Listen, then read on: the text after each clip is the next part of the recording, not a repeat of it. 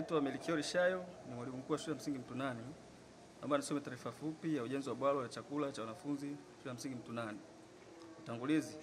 Shule ya msingi Mtunani ni miongoni mwa shule 91 za serikali iliyopo kata Vikumburu. Shule hii ina jumla ya wanafunzi 87. Ambapo wanafunzi wavulana ni 41 na wasichana 46.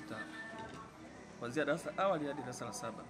Shule hii ipo umbali kilomita 94 kutoka makao makuu ya wilaya. Gharama za mradi. Gharama za mradi shilingi milioni 42 ambapo zilipokelewa na kuingizwa kwenye akaunti ya shule. Fedha hizi ziliingizwa katika akaunti ya shule tarehe 27 mwezi wa 4 2025 ndani ya mwaka wa fedha 2024-2025 kutoka kwa mradi wa shule bora. Utekelezaji wa mradi. Ujenzi wa bwalo hili la chakula cha wanafunzi ulianza tarehe 27 mwezi wa 6 2025 na kutarajiwa kukamilika tarehe 30 mwezi wa 9 2025. Ujenzi huu umefikia hatua ya ukamilishaji sawa na 90%, ambapo hadi kufikia sasa ujenzi huu umegharimu milioni 33,949,666 na senti 95.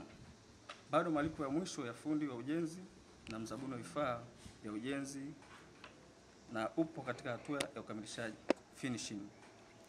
Tunatarajia hadi kufikia tarehe 30 mwezi wa 9 ujenzi huu utakuwa umekamilika. Faida za mradi. Faida za mradi. Ujenzi huu hadi kukamilika utasaidia kupunguza changamoto za wanafunzi kukaa katika sehemu hatarishi wakati wa kula chakula cha mchana. Pili, kuongezeka kwa ufaulu wa wanafunzi kutokana na kuwepo miundombinu bora katika mazingira yao. Tatu, ujenzi huu utapunguza utoro rejareja wa wanafunzi.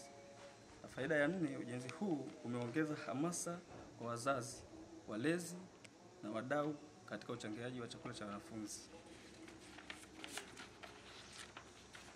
Hitimisho. Shukrani za pekee ziende kwa Rais wa Jamhuri ya Muungano wa Tanzania Daktari Samia Suluhu Hassan kwa jitihada zake za kuboresha mazingira ya ujifunzaji na upatikanaji wa elimu bora nchini.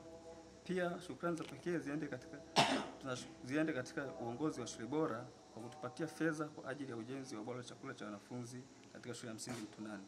Pia tunashukuru viongozi wa ngazi zote na ngazi ya wilaya pia kwa usimamizi wao mzuri wa mradi huu. Asante.